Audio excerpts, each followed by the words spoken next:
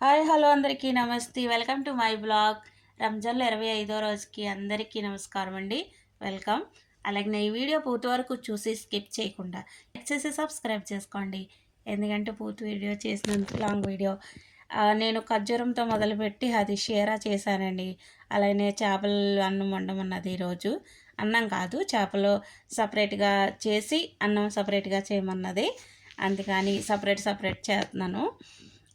అలాగనే ఆ చేపలకి మసాలాలు పూసి ఫ్రిడ్జ్లో పెట్టాలండి. అందుకని పాప్రికా పౌడరు, బ్లాక్ పెప్పరు, అలాగే ఫిష్ మసాలా, ఇంకా కమ్మూను, అదేంటి ధనియాల పౌడరు, అన్ని మసాలాలండి.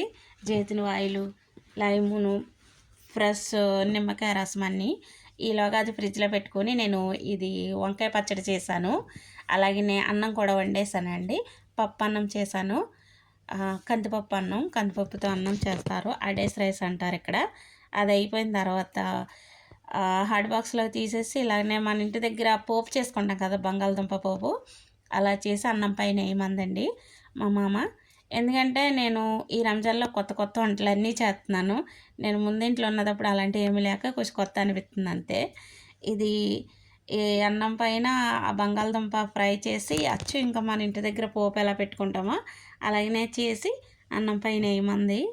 అది కందిపప్పు అన్నం, అదే అడైస్ రైసు. అలాగనే డక్కుస్ కూడా చేశాండి, చింతపండు డక్కుసు.